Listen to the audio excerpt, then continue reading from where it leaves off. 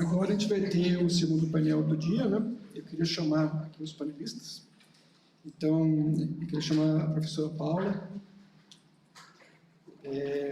o Matheus Silva PR, o professor Antônio Loureiro, o professor Luiz e o Daniel.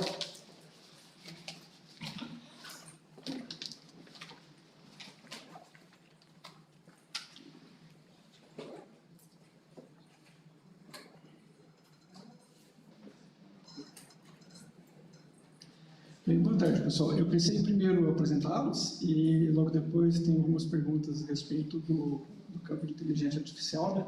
Que nesse segundo ano do Hub, a gente pensou em abordar assuntos, né, que são relevantes para todos nós, né? E trazer representantes não só dentro do Eldorado e da Motorola, mas também das universidades que estão trabalhando com a gente aqui. E hoje, que é o Dia das Mulheres, nada mais justo, né, de começar com as mulheres.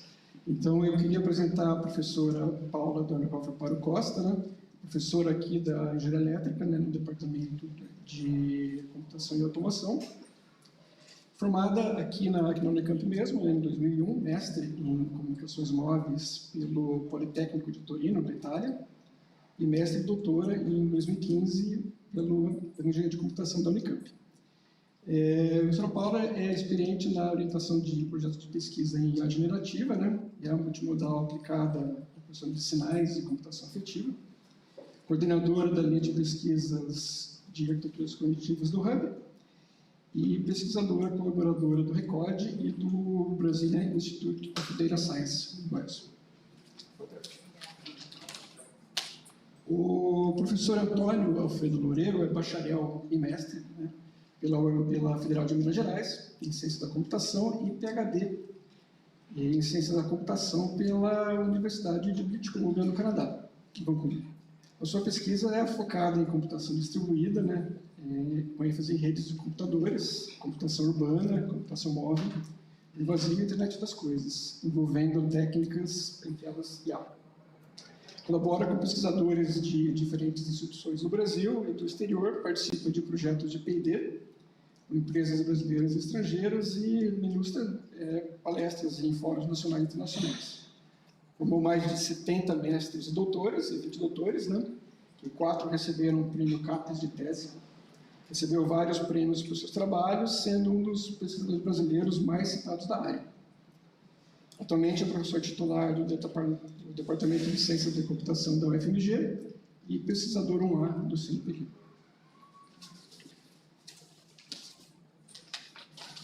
O professor Luiz é professor aqui do Instituto de Computação da Unicamp, possui graduação em bacharelado em Ciência da Computação pela Universidade Federal do Paraná e mestrado e doutorado aqui pela Unicamp, 2006-2010.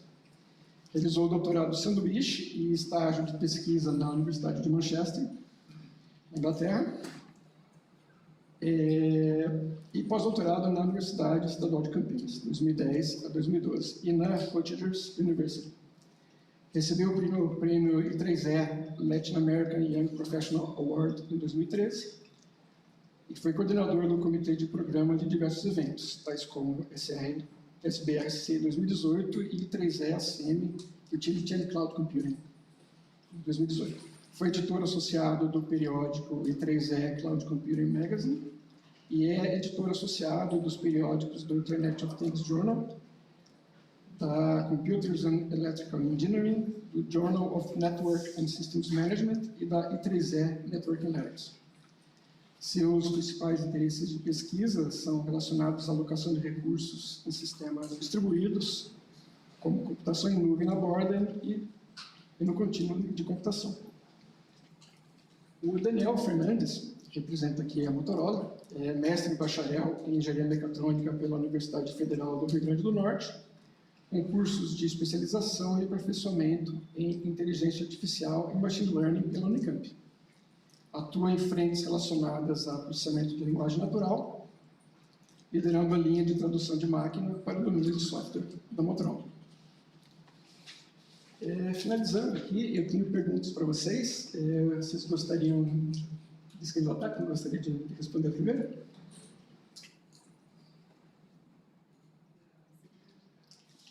Pode ser a Paula, né? Já que todas as mulheres, né? Então, professora Paula, existe na comunidade de IA um debate entre aqueles que defendem que aumentar a escala e a multimodalidade dos modelos, dados parâmetros, né, é suficiente para se alcançar sistemas de IA geral, ou aqueles que se debruçam sobre o desenvolvimento de modelos explicáveis.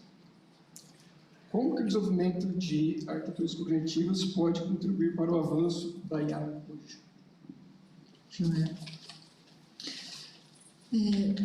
Bom, a gente de fato tem visto esse debate nas próprias redes que os pesquisadores se comunicam hoje, né? Então, já vi, por exemplo, memes, né, que falam assim, basta crescer o modelo e a gente resolve tudo. E isso acaba dando a entender que, então, todo aquele esforço de tentar construir uma IA mais baseada em modelos que estudam a inteligência humana, por exemplo, que pode ser usada como uma referência de inteligência de sucesso, né? Portanto, esses esforços não seriam tão importantes, né? Eu acho esse debate bastante interessante porque, por um lado, de fato, parece que nós vamos conseguir grandes avanços, por exemplo, na área da química, na área da biologia. Parece que a gente está muito próximo de obter grandes avanços nessas áreas, utilizando e adaptando esses large models, né, para problemas que talvez antes fossem extremamente complexos de serem lidados, baseados em algoritmos por regras ou mesmo técnicas tradicionais até mesmo de deep learning, né? Então, isso tudo é bastante empolgante, assim. Então, isso parece que nos incentiva a continuar investindo nesse crescimento da escala dos modelos. Então, vamos investir em ter cada vez datasets maiores, modelos cada vez maiores, a ponto até de talvez a gente deixar de lado um pouco outras considerações, até mesmo climáticas, né? Assim, vale a pena a gente continuar investindo tanto, né, no treinamento desses grandes modelos, né?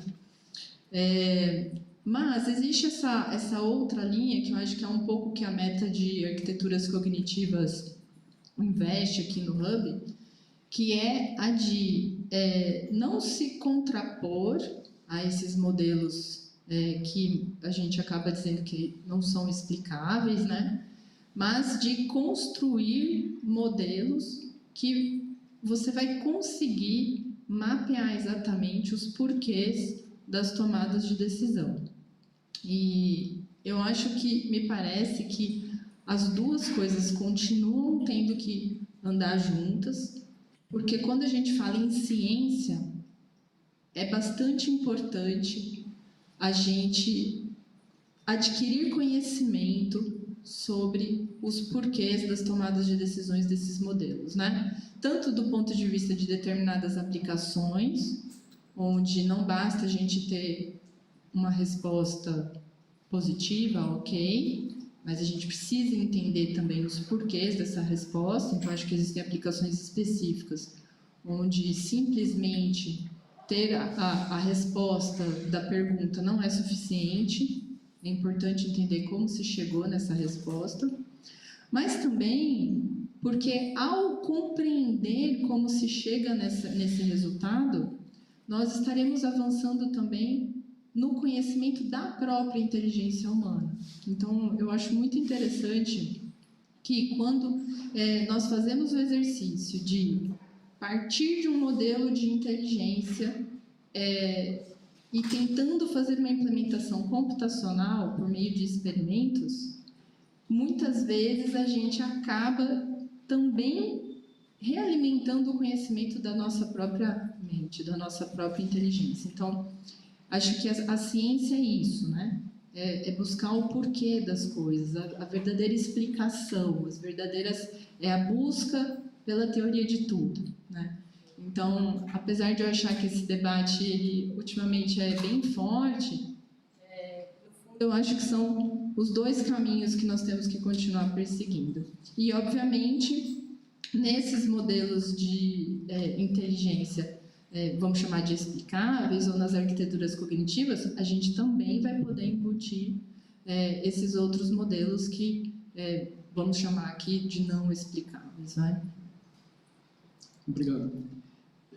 E também notamos que hoje está tendo uma corrida, né, pelo desenvolvimento de modelos fundacionais multimodais, né? O que você acha que podemos esperar como resultado dessa corrida? Eu particularmente estou bem ansiosa aí, pelo que está por vir, né? Porque a partir do momento que a gente começou a ter esses resultados, né? Por exemplo, do GPT 2,5 para o GPT 3, de começar a conseguir extrair do modelo tarefas para os quais ele não foi treinado, mesmo sem fine tuning, né? Uma coisa que muitos, assim, até mesmo dizem assim, a gente ainda não entende muito bem o porquê, mas a gente observa o resultado acontecendo, né?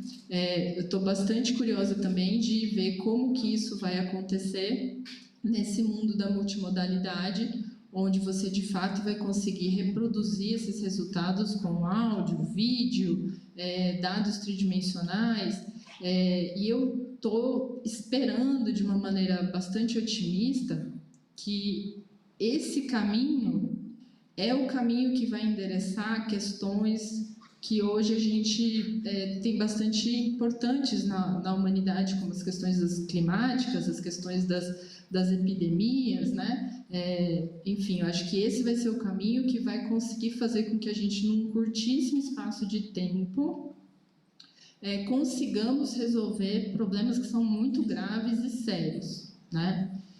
E aí tem toda a questão de que o caminho vai ser aquele que nós escolhermos. Então, ao mesmo tempo que eu estou otimista por essa possibilidade, inclusive eu sempre brinco com os meus alunos que eu acho que, na verdade, não é bem uma brincadeira, é uma crença, né? Eu acho que vocês são da geração que vão poder um dia ler no jornal ou ler nas notícias que descobrimos vida fora do planeta, né? Então, eu acho que esses modelos fundacionais multimodais têm o grande potencial de fazer muito rapidamente a gente avançar também no conhecimento do próprio universo. Ao mesmo tempo que eu estou muito otimista com isso, me preocupa sim bastante também usos alternativos que podem ser realmente destrutivos, né?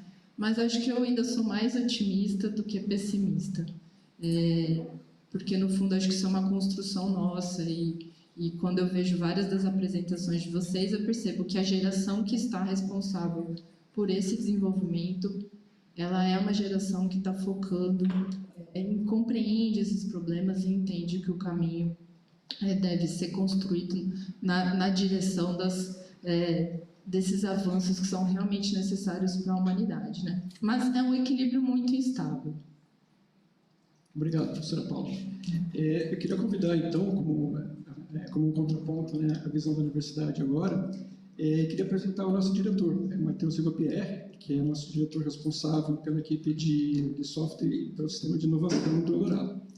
Ele tem bastante experiência na gestão de times de software embarcado em aplicativos, integração de software, IA, soluções digitais e inovação.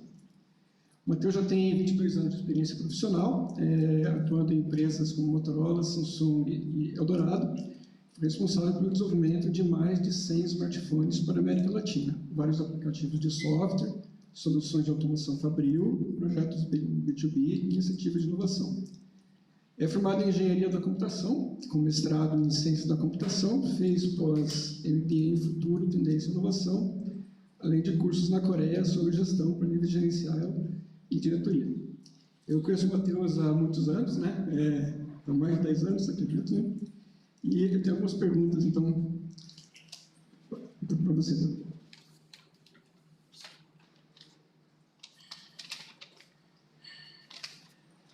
Matheus, em especial, como você vê hoje a parceria entre ICTs e universidades, em particular o exemplo do Hub de Arquiteturas Cognitivas? Legal, obrigado, Fábio, pela introdução. Em primeiro lugar, parabéns para as mulheres, pelo Dia das Mulheres, em especial para a doutora Paula, aqui representando as mulheres. Grande prazer participar desse painel com vocês hoje. Essa é uma pergunta interessante, porque muitas empresas ainda, elas não veem como que as ICTs públicas e privadas se complementam, né? As ICTs, elas são as principais responsáveis pelo desenvolvimento tecnológico e pela inovação. Eu falei um pouquinho sobre isso aqui ontem em outra oportunidade. Desde ali, né, as ICTs públicas, universidades, trabalhando na geração do conhecimento, na pesquisa básica, que é um dos grandes focos desse projeto aqui, e através dos institutos privados, realizar a pesquisa aplicada e levar essa tecnologia até o fim da ponta, para as empresas, para a indústria, né? E é curioso porque a gente vive hoje uma era que é chamada de era exponencial. As tecnologias evoluem muito rápido, diferentes tecnologias, e isso cria um buraco entre a capacidade que as empresas e pessoas têm de absorver a tecnologia e a velocidade com que ela se desenvolve. Então é muito difícil para uma empresa, para uma organização, conhecer esse grande espectro de tecnologias que nós temos hoje. Então daí traz o valor das ICTs, porque as ICTs, né, especialmente aquelas que trabalham com pesquisa aplicada como o Eldorado, elas têm um vínculo muito forte com a universidade, em alguns casos ajudando a desenvolver o conhecimento através da pesquisa básica, mas a grande diferença é que uma ICT privada, ela domina diferentes tecnologias e consegue entregar isso, levar isso até a ponta através de serviços e produtos que empresas entregam para o mercado. E hoje muitas empresas, quando elas pensam em inovação, eu já visitei várias empresas e ouvi muito sobre isso, quando fala inovação, a primeira palavra que vem em mente é startup, né? Então, eu quero inovar, eu chamo uma startup, passo um programa para ela e ela resolve. Claro, a startup tem o seu valor, né? Hoje existem diversos hubs de inovação que fazem trabalhos fantásticos, só que quando a gente fala de ICT, dificilmente uma outra instituição vai ter um conhecimento tão amplo de tecnologia como essa parceria ICT público e privado, né? Então eu entendo que é uma parceria essencial, crucial, para a gente conseguir pegar o conhecimento que é gerado pela universidade e levar até o fim da linha, até a ponta, né, até a sociedade, através de produtos e serviços que as empresas entregam para as pessoas, tá, Fábio? Perfeito. E como você vê o papel do REAC nos próximos anos? Essa é uma outra excelente pergunta. Eu pessoalmente acho que a gente está no começo de um trabalho, né? Já foram 2 anos e meio de projeto aqui focado em arquiteturas cognitivas. Hoje são 7 linhas de pesquisa, mas eu entendo que tem bastante coisa por vir pela frente ainda. E o mais bonito, né, desse trabalho que eu vejo é a empresa envolvida, né, participando da pesquisa junto com as instituições para que isso chegue ao mercado. Eu sempre bato nessa tecla porque, para mim, não faz sentido ter uma pesquisa e ela termine em si só, não vai até o fim da linha, não chega até o mercado. Claro que às vezes uma tecnologia ela é base para outra maior e essa maior chega até o mercado, mas realizar uma pesquisa que finaliza nela mesma, para mim não tem muito sentido. Então, para mim, esse é um típico caso de sucesso, de projeto bem sucedido, onde a pesquisa, o conhecimento ele é gerado, ele é desenvolvido, e ele vai até o fim da linha, chega lá na indústria, e as pessoas se beneficiam disso, ou vão se beneficiar disso em suas vidas, né? No caso, a gente está focado aqui em aparelho celular, mas, eventualmente, esse mesmo resultado pode usar para qualquer outro dispositivo com limitação de processador, de memória, veículos, enfim, ou qualquer outro tipo de dispositivo. Então, para mim, é um projeto muito rico, muito significativo, porque coloca o Brasil numa posição de destaque no desenvolvimento da IA, especialmente na linha de arquiteturas cognitivas, e a gente, né, vê e vai ver mais ainda esse resultado beneficiando a sociedade através de produtos e serviços que são entregues para as pessoas através das empresas, sabe? Então, para mim é só o começo ainda, eu acho que tem muito a vir pela frente. Tomara, né? Estamos esperando. Muito obrigado, Matheus. Acho que eu gostaria agora de voltar para a academia, né, para a gente conversar sobre outros tópicos. Né? Aí, professor Antônio, eu te dirigir algumas perguntas para você. Sobre as generativas, né, como o ChatGPT e Gemini, do Google, né, estão começando a ter um papel um pouco mais importante, né, no desenvolvimento de sistemas em geral. Né? Será que podemos esperar que essas IAs tenham um papel central no projeto de implementação desses sistemas? E, por papel central, podemos imaginar questões como a concepção de interfaces, a garantia de critérios de qualidade e desempenho. Qual será o papel reservado a quem ainda está projetando e desenvolvendo? Será que ainda vai ter trabalho? Bom, primeiro, boa tarde a todos. Né? Também da mesma forma que o Matheus, cumprimento aqui a Paula, pelo dia de hoje, a todas as mulheres. É muito importante que a gente discuta essas questões, porque a realidade está mostrando que várias empresas estão seguindo por esse caminho. Tem um ex-aluno lá da UFMG, que hoje ele é um diretor de uma grande empresa nos Estados Unidos, e ele estava contando que debaixo dele estão 500 pessoas, 500 engenheiros de software, e que desde outubro do ano passado, essa equipe dele, fundamentalmente, está desenvolvendo código a partir das IAs generativas.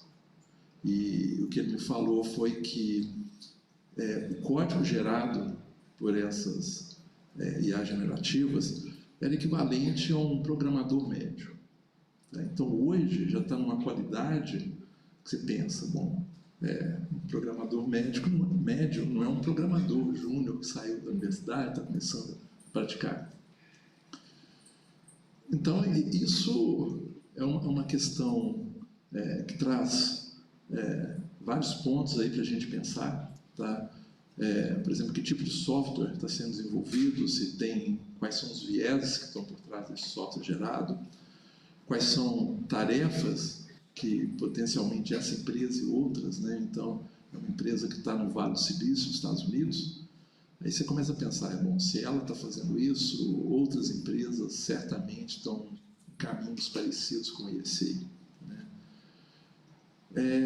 E aí, como é que fica isso? Né? Como que a gente vai tratar disso? Como que nós vamos, então, educar futuros profissionais? Como que a gente vai se preocupar com isso? Tá? E aí, retomando um ponto que a Paula mencionou no início, tá? O que vem depois, ou o que estará depois de termos um ambiente que está fazendo as coisas, está gerando as coisas, e aí vira o papel do ser humano, né? Como que a gente estará colocado, né? Então, essa é uma questão de onde nós, projetistas, estaremos lá na frente, num cenário, né, que talvez, né, para várias aplicações aí, isso esteja sendo feito por essas IAs generativas. Né? Eu acho que a sofisticação que é necessária para fazer softwares, né, que realmente possam trazer um benefício para a sociedade, né, coisas mais sofisticadas, né, talvez a gente ainda esteja um pouco longe disso, não sei quão longe disso estaremos. Né? Então, esse é um problema. Né? O que faremos? Como será? Né? Onde isso será entregado? Você vai colocar esses softwares em sistemas críticos, né? No controle e gerenciamento de uma aeronave, de uma planta de usina nuclear? Né? Onde que isso vai aparecer? Vai aparecer em sistemas de recomendação de redes sociais? Então, é isso, né? Envolve várias questões, né? Explicabilidade, né? O papel disso, vieses, né? São questões que, se nós não começarmos a discutir hoje, né, isso vai virar um prato feito daqui a 5, 10, 20 anos? Esse que é o ponto. Né? Então, acho que são questões que a gente, nós, sociedade, né, temos que pensar sobre isso. Eu acho uma reflexão muito profunda aí, né, que precisamos ter. E nesse tópico, né, diversas empresas estão projetando, né, modelos grandes de linguagem, né, em nossos segmentos específicos, né? Indústria, saúde, transporte, né? E isso parece uma tendência. Quais são os desafios técnicos de negócios desse novo cenário hoje? Como que podemos garantir a qualidade esperada dos dados para poder criar esses elementos e como evitar vieses? Tem um pesquisador, o nome dele é Matt Welch. Ele era professor de Harvard, né, e eu conheço pessoalmente porque ele formou em Berkeley, e quando ele formou, ele trabalhava na área de IoT, e eu tive a oportunidade de estar com ele em algumas conferências que ele também estava por trabalharmos na mesma área. E tem uma trajetória interessante, que depois que ele ganhou tenure em Harvard, ou seja, ele ganhou essa estabilidade, 6 meses depois que ele ganhou tenure em Harvard, ele pediu demissão. Ele pediu demissão e foi para o mercado. Tá? E hoje ele é diretor de uma empresa de IA, tá? E ele escreveu um artigo no final de 2002 que ele falava assim: The End of Programming.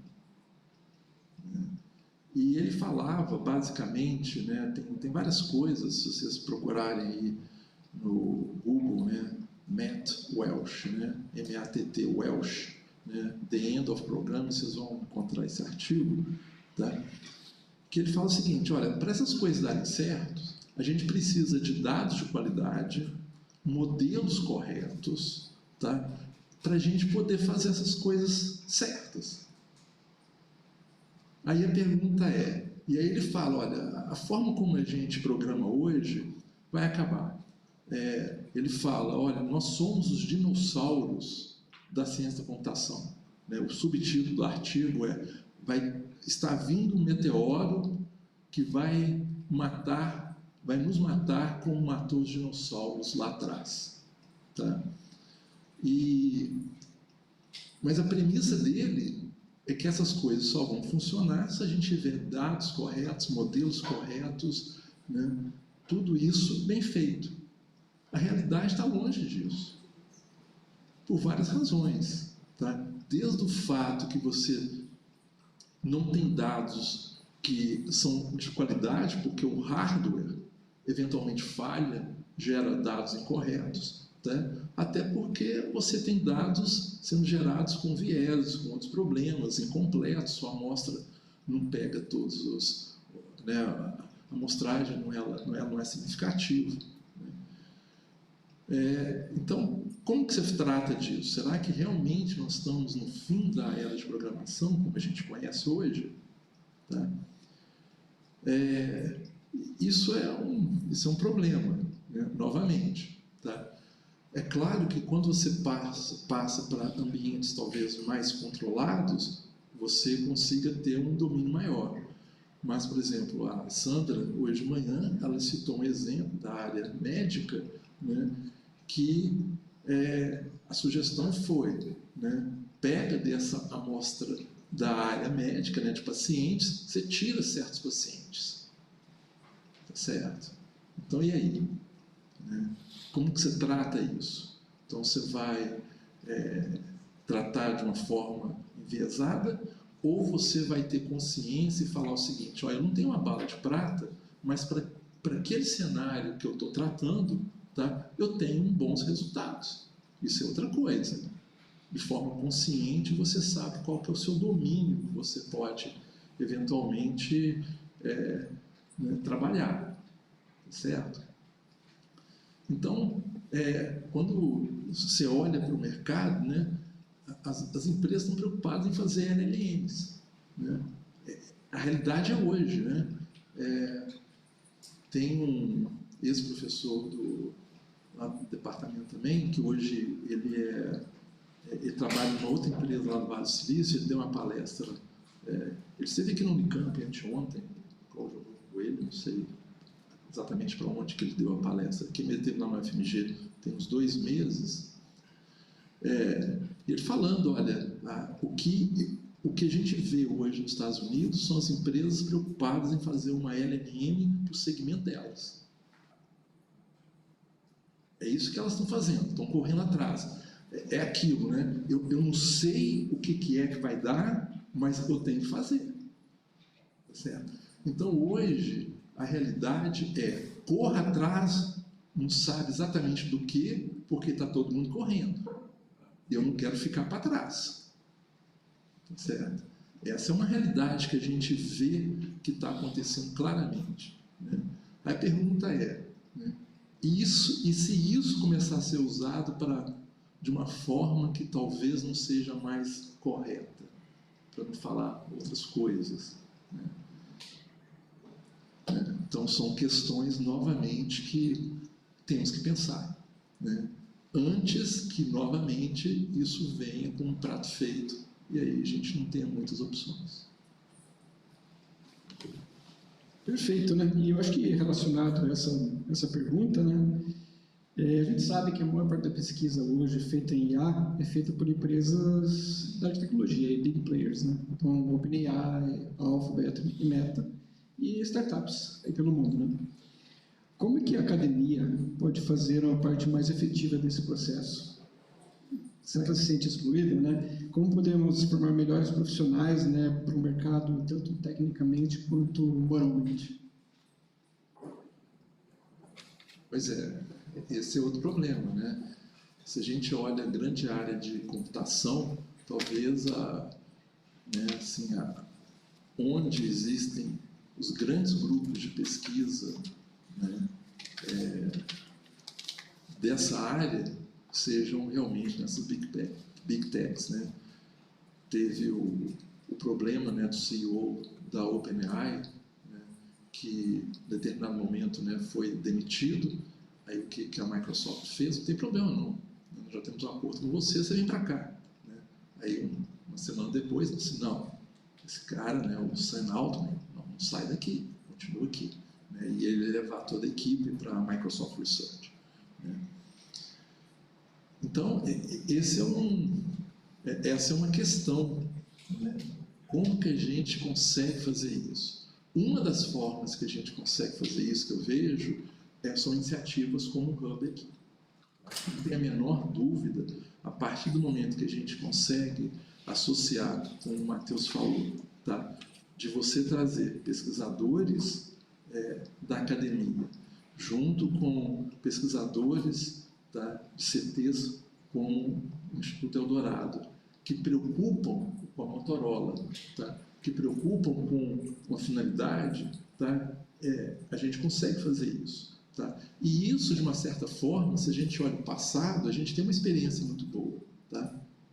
Por exemplo, o Brasil, ele nunca não posso falar dessa forma, né? Ele não teve um papel importante no desenvolvimento, por exemplo, de hardware, né?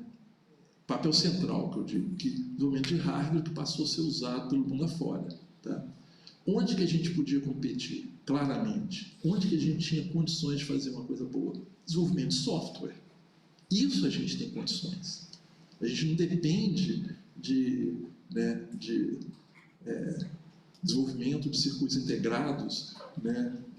Por exemplo, você fazer lá de 5 nanômetros, né? E por aí vai, né? Que é uma escala hoje extremamente, né, baixa aí, né, de construção de circuitos integrados. Mas, por outro lado, a gente conseguiu fazer software. Então, isso a gente teve um papel, né? Estava conversando aqui com um pesquisador aqui do Eldorado, falando assim, olha, não teve um momento que nós aqui ficamos responsáveis por desenvolver um determinado software para a Samsung Mundial. Então, isso é um papel importante, né?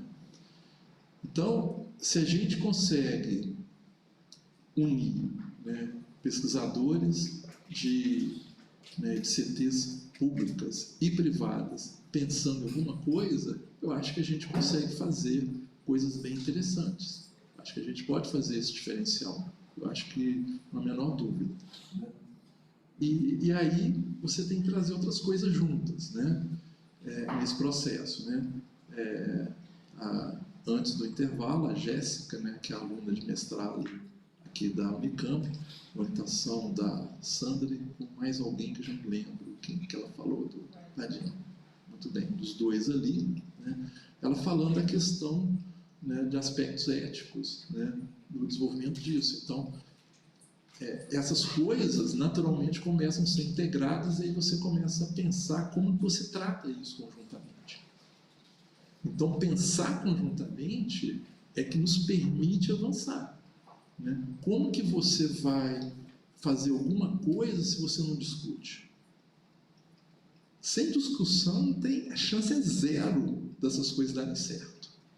Zero, né? Então, a gente tem que discutir. Um fórum como esse aqui nos permite fazer isso. Então, isso é muito bom, essas iniciativas. São excelentes, porque unem pesquisadores aí, tá, que começam a ouvir coisas que a gente não tinha ouvido, não tinha pensado, né? E isso, para nós que estamos na academia, isso é fundamental, né? Isso é essencial, né? Porque esse ciclo não para, né? A nossa grande missão de universidade é a formação de recursos humanos. Aí a pergunta é, como você forma, né, essas pessoas? Está aqui o Daniel, está o Matheus aqui, né? Você leu, né, fez um breve resumo do histórico deles, de onde que eles vêm, né? Eles não terminaram o ensino médio e estão aqui hoje. Eles tiveram toda uma experiência acadêmica, tiveram uma formação acadêmica, e certamente essa formação acadêmica deles, né, os guiou nessa direção, né? E quando eles contratam novas pessoas, eles vão olhar nesses valores, certo? Então, isso é extremamente importante para nós, né, da academia, né? A gente ter essa discussão para poder incorporar essas questões, né, né, ao currículo, né? Acho que foi até você que fez a pergunta para a Jéssica, não foi? Né? Qual foi a disciplina que você estudou isso? Quer dizer, opa, né? Aí você pergunta assim, qual foi a disciplina que eu estudei IA na minha graduação? Não tive. Tá certo? Eu não tive, né? Quando que eu fui estudar IA? Muito depois. Tá certo? Então é isso que as coisas podem avançar numa direção que a gente gostaria que avançassem, né? Se a gente se preocupar com isso. Perfeito, muito obrigado. Eu gostaria de ouvir um pouco da indústria agora, né? Para o Daniel, queria te perguntar, né, como que a IA está transformando a experiência do usuário em dispositivos móveis hoje? Como que você vê isso? Obrigado pela pergunta. Até não muito tempo atrás, sempre quando a gente lidava com alguma questão de usar IA para resolver algum problema em dispositivos móveis, não sei se bastar um pouquinho. Não muito tempo atrás, o objetivo era tentar resolver alguma aplicação específica. Então, digamos, tem um desafio relacionado a aplicar algum estilo em alguma imagem ou algum tipo de texto e resolver essa capacidade para tornar os usuários mais, digamos assim, adicionar uma funcionalidade a mais para os usuários. Agora, o paradigma é tentar ser ainda mais ativo e prover soluções ainda mais inteligentes para os usuários. E você não quer só aplicar um estilo em uma imagem, você quer reconhecer o seu usuário, você quer que o dispositivo aprenda com o que ele está setando nos parâmetros de configuração nos seus dispositivos, e você quer que essas habilidades emergentes, né, das LLMs, elas sejam aplicadas aos dispositivos móveis, mas também garantir uma certa segurança e ser mais, digamos assim, abrangente contra o mercado, né? A gente sabe que esses modelos, né, de LLM têm habilidades emergentes maravilhosas, mas quando você começa a focar em linguagem de baixo recurso, médio recurso, você vê que essa performance já vai caindo e como é que você não exclui esses usuários, como é que você lida com eles e trabalha. Então, é algo extremamente importante que a academia esteja ativo nisso, que a gente consegue ver o que é feito e o que pode ser aplicado. Então, hoje, antes você só tinha uma aplicação mais focada e hoje você pode colocar um dispositivo inteligente que faça recomendações, que entenda o ambiente em que o usuário está, entenda qual o tipo de comportamento dele e personalize os dispositivos para aquele usuário em si, sabe? Seja pegando os dados relacionados a sensores para tentar identificar o que ele está fazendo, ou se comunicar com smartwatches ou outro tipo de dispositivo com mais dados e definir o padrão e que tipo de usuário é esse que eu estou lidando, né? E quais os gargalos, sabe? E além de quando você adiciona todo esse tipo de complexidade, né? A gente trabalha com dispositivos móveis e a gente vê LLMs assim com habilidades fantásticas, mas aí fica, pô, como é que você adapta isso para até rodar um device, né? Como você consegue garantir a segurança das saídas desses modelos, né? Que muitas vezes eles têm a questão do viés e você tem que garantir a segurança para o usuário final, seja ele de diversos perfis. Né? A gente está, por exemplo, pelo perfil da Motorola, né, a gente tem um market share muito importante na América Latina, então você tem que ter esse contato, esse viés e garantir certa segurança. Então é algo bem mais interessante e complexo a partir do tempo, né?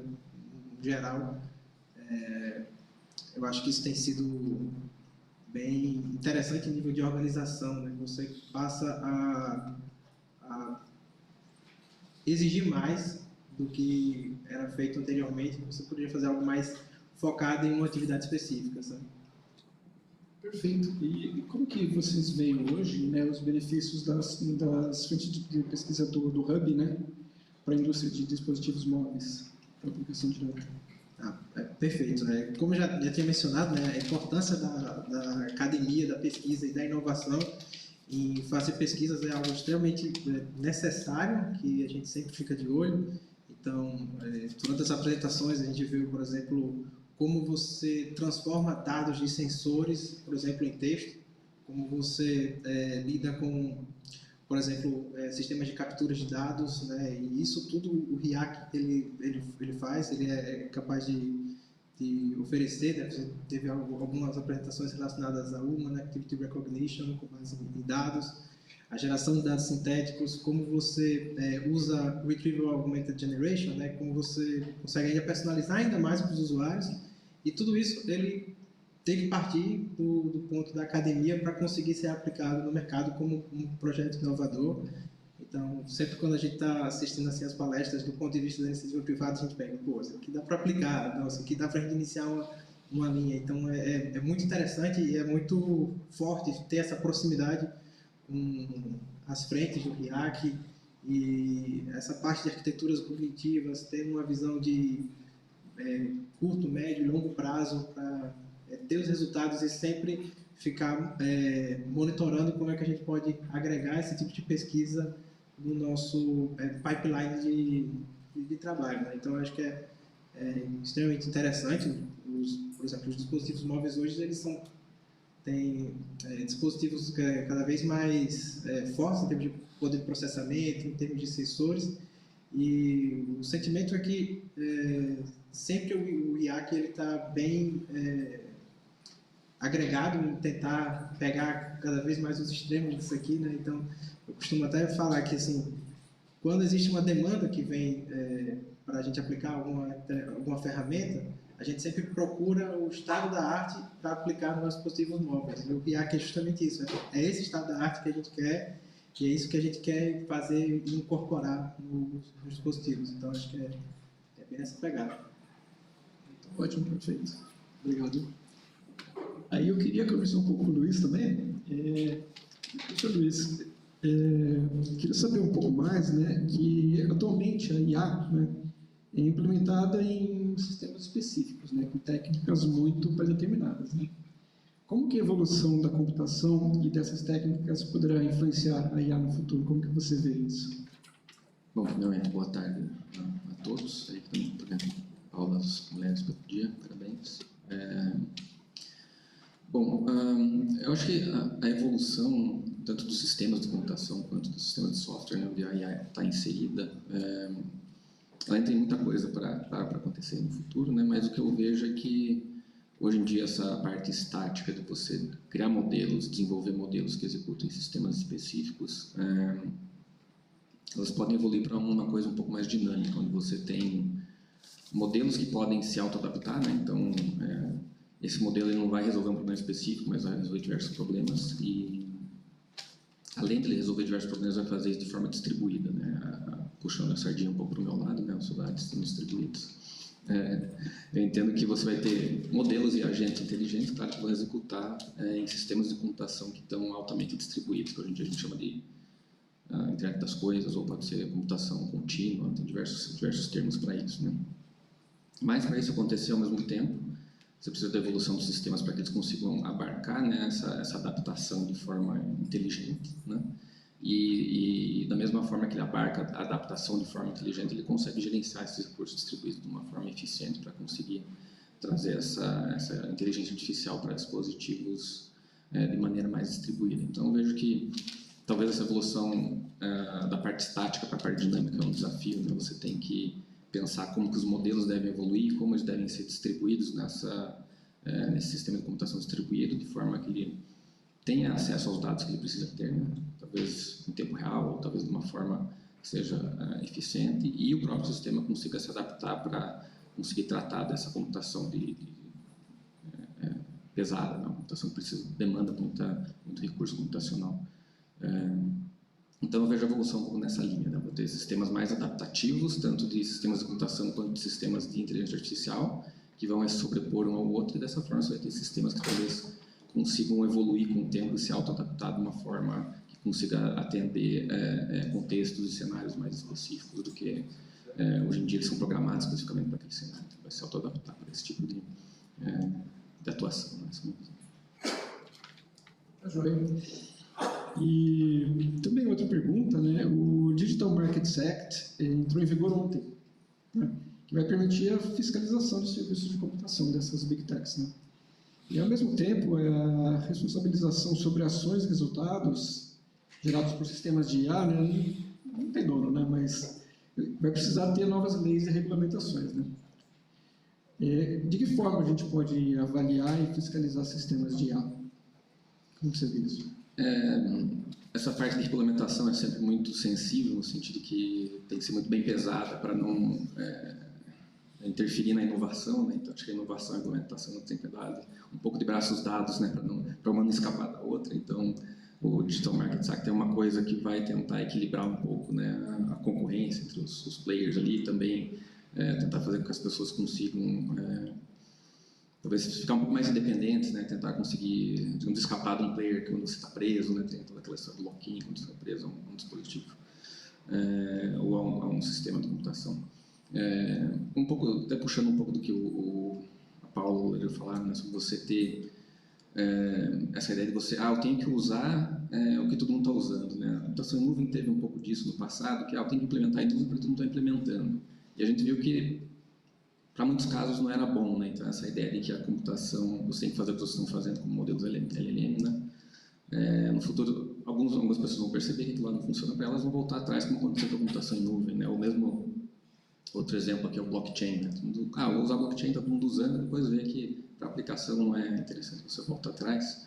Mas acho que a regulamentação, de forma geral, assim, o que eu estava pensando, como eu falei, eu estava pensando em benchmarks, né? Eu vou talvez criar benchmarks de avaliação de sistemas de IA, por exemplo, né? Pode ser uma forma, só que isso é viável, não é? Tem os sistemas de IA que rodam algum tipo de aplicação específica, eu quero ver se aquele sistema de IA responde bem a determinados cenários aqui que são de interesse público, por exemplo, né? E aí eu vou testar esse sistema de IA para ver se a resposta que me dá é uma resposta aceitável do ponto de vista regulamentar ou não, né? Pode ser uma forma de tratar esse tipo de problema. Bom, de novo, a regulamentação regulamentação acho que sempre está associada um pouco à inovação, né? Então esse tipo de teste não deve de novo trazer problemas para a indústria, trazer inovações, né? Para os sistemas de IA, da mesma forma que os custos também não podem ser impeditivos para que essa regulamentação entre em vigor, né? Então tem que ser um equilíbrio bastante grande. Então não sei, é um problema complicado, eu acho, né? Como sempre, para a regulamentação das atividades do mercado tem que ser equilibrada, e eu acho que talvez soluções intermediárias onde você consegue ter, por exemplo, como aconteceu com o Banco Central, nos Estados Unidos eles fazem testes de estresse, né, no banco. O banco verifica se o banco está, digamos, saudável, fazendo testes de empréstimo, né? Talvez do ponto de vista semântico, esse teste para saber se o sistema de IA está saudável pode ser uma coisa que seja planejada por entidades reguladoras, e aí você vai começar a fazer testes nos sistemas para ver se eles respondem de forma adequada. Uma ideia que pode ser usada. Perfeito, muito obrigado. Gostaria de abrir também para perguntas do público em geral, né? Então fique à vontade quem gostaria de perguntar.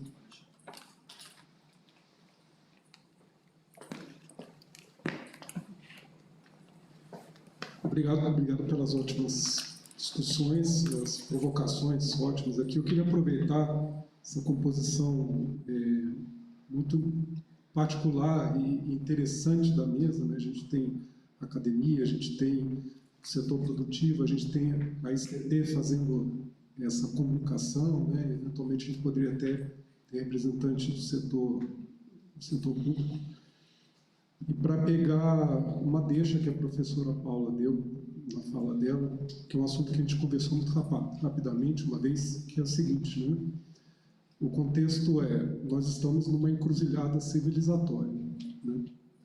A gente está falando aqui, vai ter passado 2 dias, vislumbrando um futuro que está se descortinando à nossa frente, um admirável mundo novo, etc., que a gente não sabe onde vai dar, não sabe quanto tempo, mas a gente pode não ter futuro. A gente está nessa encruzilhada, a humanidade está nessa encruzilhada, né? Isso deixou de ser um papo de hippies, né? Enfim, para cair na ciência. A ciência está dizendo isso, né? Anualmente o IPCC solta relatórios e a cada vez eles falam nós não estamos cumprindo a nossa tarefa, e o ponto de não retorno ele está cada vez mais próximo. Isso a gente lê os relatórios, estão públicos, a gente vê isso muito claramente, né? É muito interessante e é absolutamente notório que a gente tenha essa composição que a gente tem no RIAC. Eu não sei se a gente já tem um censo no RIAC, mas a gente deve ter talvez uma centena de pesquisadoras fortes que já passaram, né, estudando um assunto absolutamente relevante para a contemporaneidade. Isso, em termos mundial, já é notório, e ainda mais em se tratando de um país da periferia, com relação aos países que mais investem em pesquisa, isso é muito mais notório, né? Mas, apesar do Brasil estar nessa condição de estar muito distante em termos de investimento em pesquisa do que outros países da centralidade, o Brasil, apesar de estar na periferia sob esse ponto de vista, o Brasil está hoje numa centralidade com relação a esse tema que eu estou tratando. O mundo está olhando para o Brasil e eu penso que, por diversos fatores, a gente tem sim condições de apontar, eventualmente, caminhos, né? Eu fico pensando se não seria o caso de existir, da gente pensar, da gente começar... Eu acho que esse tema, emergência climática, eu sou partidário de que ele deveria ser tratado em todos os fóruns da sociedade, né? Bar, escolas, enfim, igrejas, porque ele realmente é urgente, né? E se não é o caso da gente pensar em um fomento, um hub, onde a gente trata esse assunto, inteligência artificial, para esse tipo de problema, né? Existem iniciativas, eu me remeto a um artigo que tem pouco menos de 2 anos, que tentou fazer um survey de iniciativas usando inteligência artificial para mitigar efeitos da emergência climática, um artigão que tem lá quase 100 páginas, né? de nomes proeminentes da área, como Yosha Bengio e outros. Não seria o caso do Brasil aproveitar, entre aspas, né, entre muitas aspas, esse tempo que a gente está vivendo e essa centralidade que o Brasil tem no mundo hoje com relação a esse tema, e a gente tentar ver o que seria possível, usando esse conhecimento, para a gente tentar mitigar esses efeitos? Seria o caso?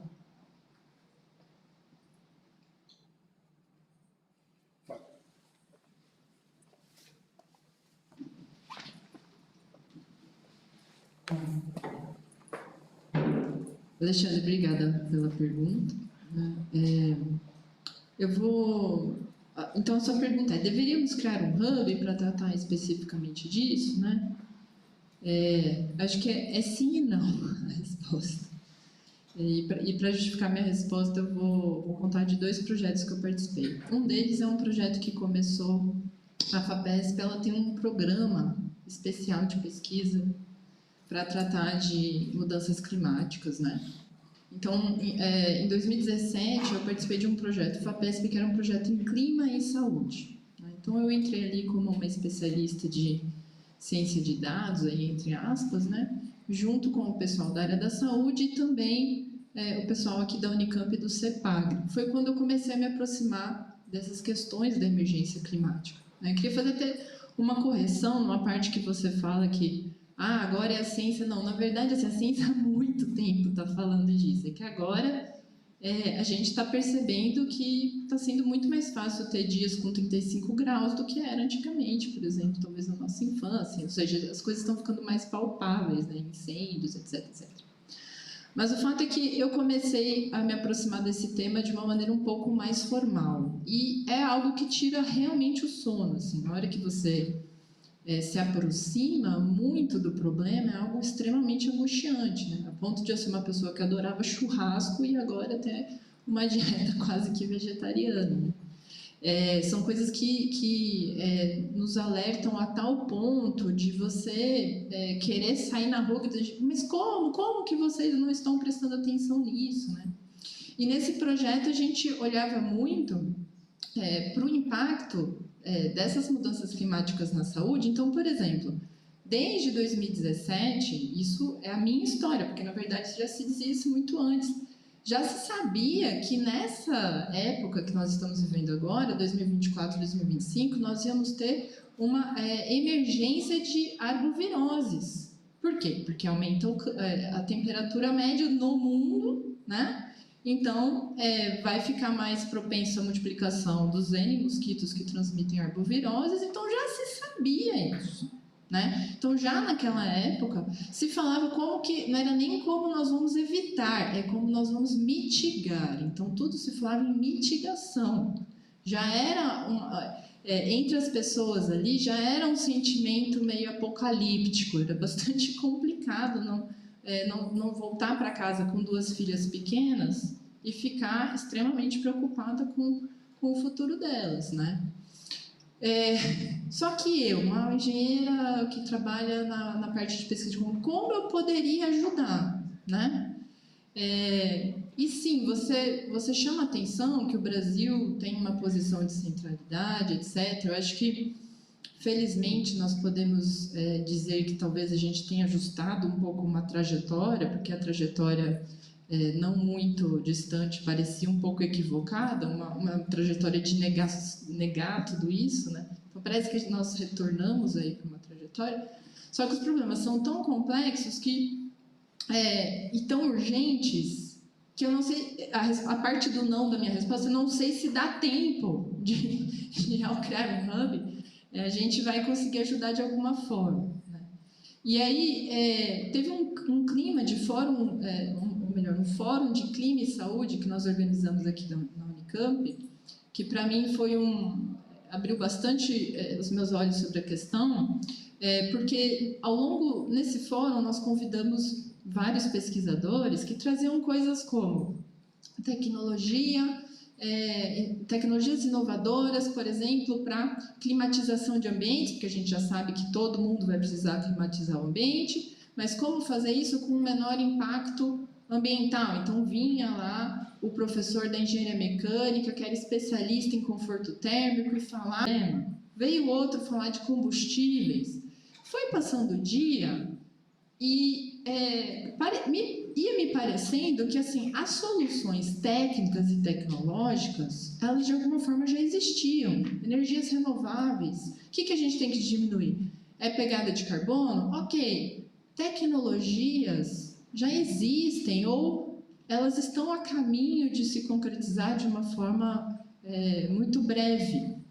Até que veio uma palestrante da sociologia e veio mostrar que não adianta você querer vender uma tecnologia super cara ou vender técnica, vender a mensagem da reciclagem, vender uma série de políticas públicas se tem gente passando fome, né? E ela mostra pra gente que, no fundo, até essa questão climática é uma questão socioeconômica. E tudo isso é muito complicado porque como que eu, pesquisadora da área de computação, vou conseguir ajudar nisso, certo? Ok, vamos fazer um break aqui, tá? Num outro projeto que eu trabalhei, era um professor da química que veio procurar, ele vendo todos os avanços da inteligência artificial, ele falou assim, olha, eu trabalho com descoberta de novas reações orgânicas. Então, o meu grande trabalho eu quero pegar reações orgânicas que já existem, reações químicas orgânicas que já existem, e eu quero torná-las mais limpas. Então, por exemplo, uma reação orgânica que, de repente, precisa de muito calor para acontecer, eu quero substituir por água ou menos água e coisas dessa natureza. E, muito curiosamente, naquele momento que ele veio nos procurar, o estado da arte nessa questão era da IBM, que já estava aplicando técnicas de NLP, ainda vamos chamar assim, primitivas perto do que a gente tem hoje, né, para construir essas novas reações. E aí, mais uma vez, para mim foi uma evidência de que essa área que nós já estamos trabalhando já tem um potencial enorme de provocar transformações tecnológicas que podem ser, assim, muito rápidas. Imagina que um desses grandes modelos de linguagem consigam, de uma hora para outra, descobrir novos caminhos químicos reacionais que vão evitar o uso de petróleo numa série de coisas, ou que vão evitar gasto de energia. E isso, sou muito otimista em relação a isso. Nós não estamos distantes de grandes revoluções nesse quesito. Mas, de novo, se nós não cuidarmos também do outro lado, então, assim, acho que a nossa missão aqui, como membros de uma universidade de excelência no contexto do Brasil, né? Com alunos e talentos que eu tenho convicção e falo isso sempre, assim, não devem em nada para qualquer centro de pesquisa no mundo. Talvez a gente deva em termos de investimento, organização, algo do tipo, mas assim, em termos de cérebro, eu acho que a gente não fica devendo nada para ninguém, né? Qual é a nossa missão? Eu acho que a nossa missão é continuar fazendo o que nós já estamos fazendo e ir avançando, talvez com uma ressalva, olhando mais para os lados, né? Então, por exemplo, a linha de NLP acabou de trazer uma pesquisadora da linguística. Como que estamos das outras áreas? Temos mais pessoas de outras áreas? Acho que a gente tem que trazer mais pessoas de outras áreas para dentro, né? Então, assim, eu acho que nós já estamos num caminho. Talvez não seja a criação de um novo hub. Talvez uma adaptação de um hub, trazendo mais interlocutores interdisciplinares. Agora, tudo isso para dizer que o problema talvez não seja só tecnológico, né? Então, nós temos também que sermos sensíveis para essas outras questões. Que eu acho que essas, sim, são muito importantes para a solução também do problema. Desculpa que eu me alonguei demais aqui.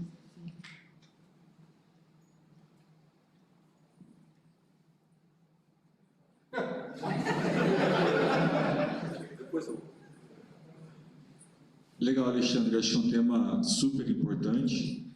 complementando o que a professora Paula trouxe aqui, eu entendo que o resultado de uma pesquisa como essa que vem sendo feito aqui no Hub, ele pode ser aplicado em N segmentos diferentes. Aqui a gente está desenvolvendo a tecnologia, aí de novo, a gente pega isso e onde a gente pode aplicar isso, né?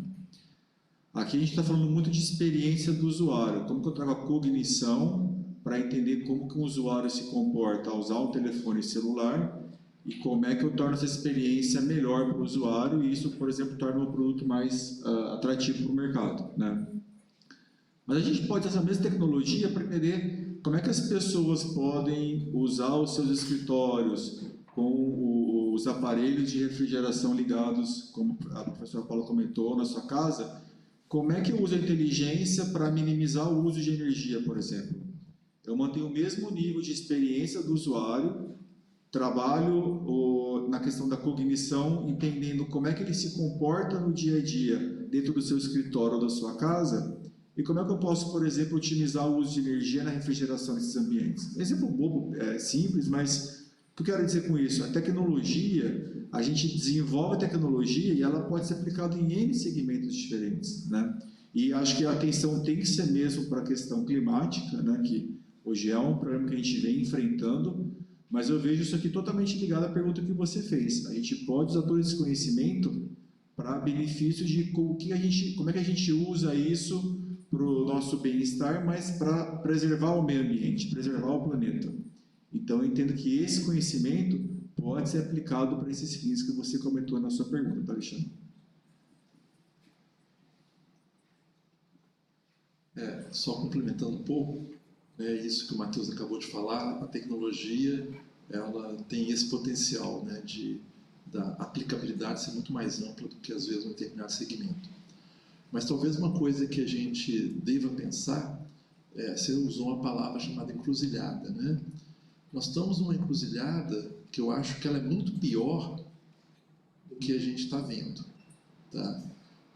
Além da questão climática, você tem o seguinte, né? Você mencionou, né, do Admirável Mundo Novo, né? Livro escrito pelo Aldous Huxley em 1931, então já tem mais de 90 anos aí, tá? Que ele falava sem dar muitos spoilers aí para quem não leu, ele falava de uma sociedade distópica onde você tinha, então, cidadãos alfa, os gamas, os betas, né? Então você tinha a sociedade de primeira classe, né, e o restante. Aí a gente olha para essas tecnologias que estão vindo, elas estão vindo, não há a menor dúvida. Aí é a nossa encruzilhada. Como estará o mundo daqui a 10, 15, 20 anos, tá, com o uso dessas tecnologias? Bacana, vão estar, né, possivelmente impactando imensamente a sociedade. A pergunta é, onde que elas estarão impactando? Essa que é a nossa encruzilhada. Na hora que você olha os países mais envolvidos, certamente se beneficiarão muito, né? Carros autônomos, por exemplo, né? Daqui a 10, 15, 20 anos, será que teremos motoristas nesses países? Aí você olha para a América Latina, você olha para a África, você olha para o Sudeste Asiático. Como estarão essas regiões daqui a 10, 15, 20 anos, quando a Paula acabou de falar que uma questão central, por exemplo, é a necessidades humanas, como, por exemplo, alimentação. E aí? Será que a gente está caminhando para o mundo do admirável mundo novo do Aldous Huxley? Então, acho que essa é a grande encruzilhada. E aí você tem esses problemas todos, né, do clima do planeta, né? E aí você vê como que a gente pode estar vivendo, né? Aí você tem todos os problemas, né? Você tem malucos por aí, né? Igual o Putin, que ameaça soltar bomba nuclear. Quer dizer, de repente, ele solta uma mesmo, né? E aí? Então, a encruzilhada do mundo hoje, né? Eu vejo que ela é muito mais séria do que somente o aspecto climático. Essa é a grande mensagem que eu acho que a gente tinha que pensar mais.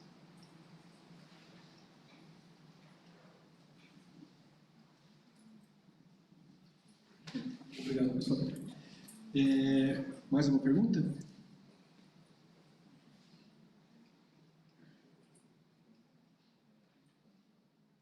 Bem, perfeito. Então,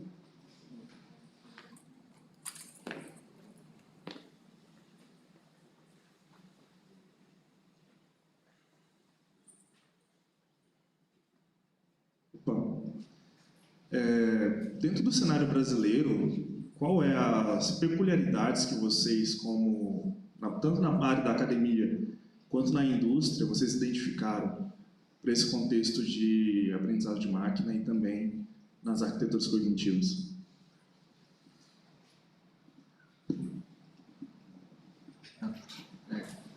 Iniciando pela parte da indústria, né? Como já havia mencionado, a gente tem muito interesse em tentar tornar os dispositivos mais personalizados para os usuários.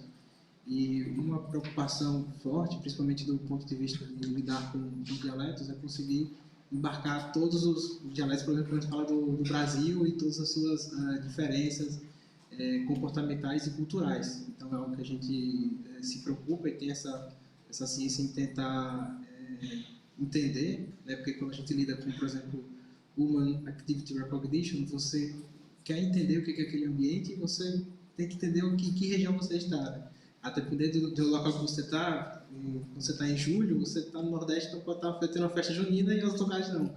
Então, essa é uma preocupação que a gente tem, em tentar ser cada vez mais personalizado. Não é uma atividade fácil, tendo em vista que é uma capacidade emergente dos modelos, né? Então, tentar entender esses desafios são um ponto muito chave e uma preocupação bastante considerada que a gente tem, sabe?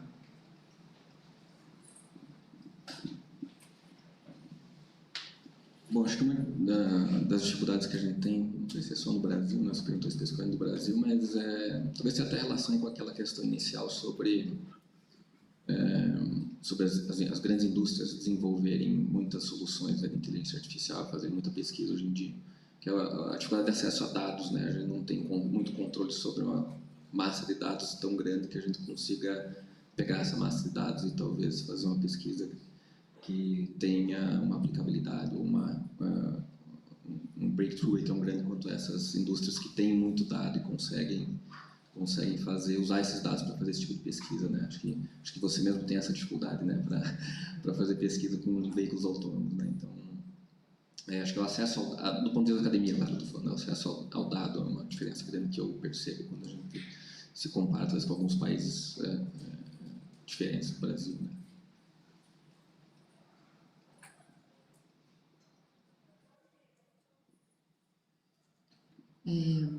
Eu vou fazer um contraponto a essa fala do Luiz, que eu concordo com ele que em alguns contextos a gente tem essa dificuldade de acesso aos dados, mas você perguntou de peculiaridades, né?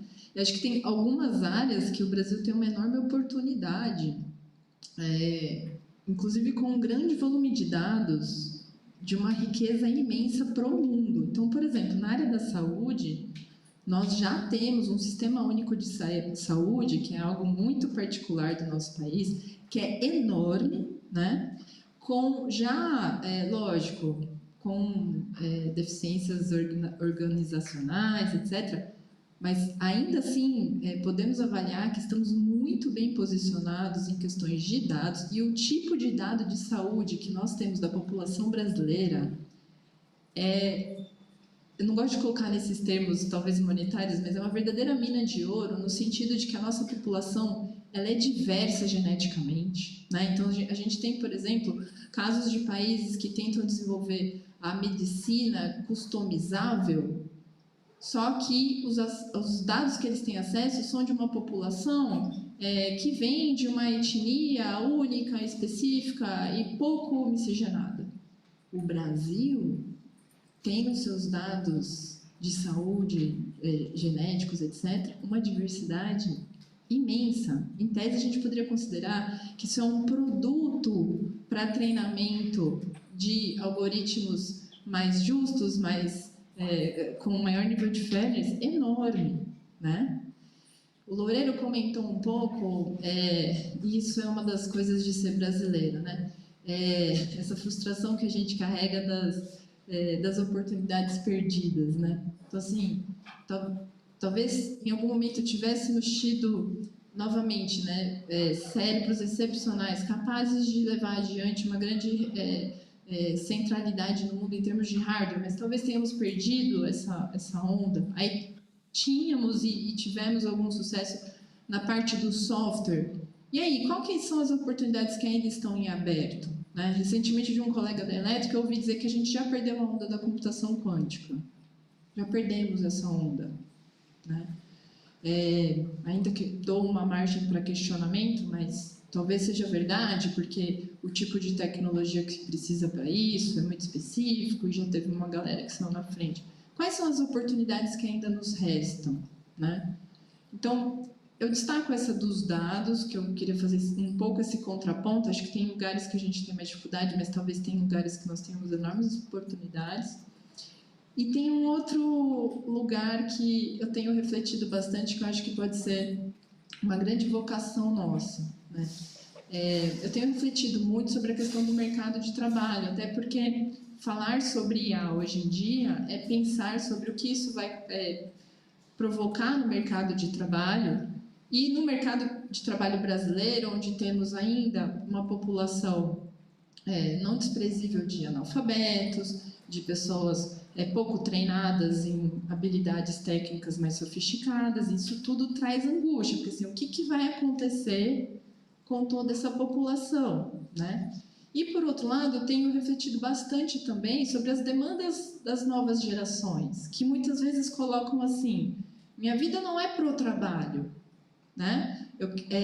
Já que temos todas essas tecnologias, quero poder trabalhar menos, que é uma demanda super justa, dado que talvez lá Faraday, quando criou o primeiro gerador, era nisso que ele estava pensando, certo? E de alguma forma a gente entrou numa armadilha aí que a gente avança na tecnologia e trabalha cada vez mais, né? Eu acho que devemos construir uma nova economia, uma economia do entretenimento, uma economia das artes. Acho que o Brasil tem um enorme potencial nisso. Então, também deixo minha provocação para os mais jovens aí, porque a gente está indo para o mundo das produções virtuais, um mundo que é infinito de possibilidades. E eu acho que o brasileiro, como um povo que também se destaca pela sua criatividade, né, ele tem uma enorme vocação para isso. Acho que se a gente apontar nessa direção, me parece que é uma onda que a gente surfaria com tranquilidade, assim.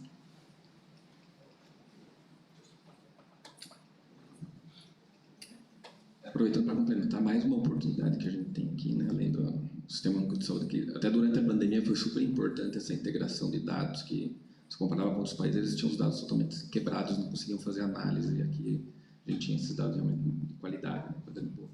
E uma outra oportunidade é na área de, inclusive ligando com a fala do Alexandre, de oportunidades climáticas ou biomas diferentes que o Brasil tem, né? Então acho que na área de ciências biológicas e nessa área de estudar ciências biológicas no sentido de você ter emergências climáticas que vão resultar talvez de ações que você faz, né, sobre esses biomas, também uma oportunidade que a gente pode ter, e a gente pode ter dados, né, pode ter dados em relação a isso.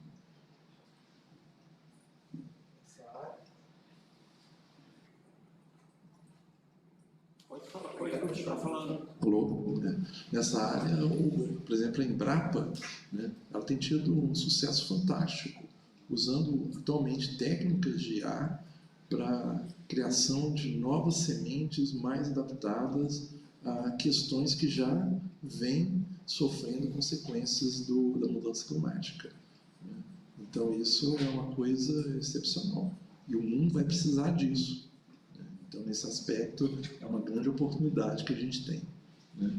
Inclusive, criando novas sementes, usando uma técnica de manipulação genética chamada CRISPR, né? Você vai lá, você corta pedaços do gene daquela semente e coloca uma outra parte que consegue se adaptar àquele ambiente sem necessidade, inclusive, de agrotóxicos. Então, isso é fantástico. Você não precisa de agrotóxico e você vai conseguir ter uma semente que vai conseguir produzir numa região que inicialmente sem chance. Grande oportunidade. Agradeço os panelistas. Tem algumas perguntas?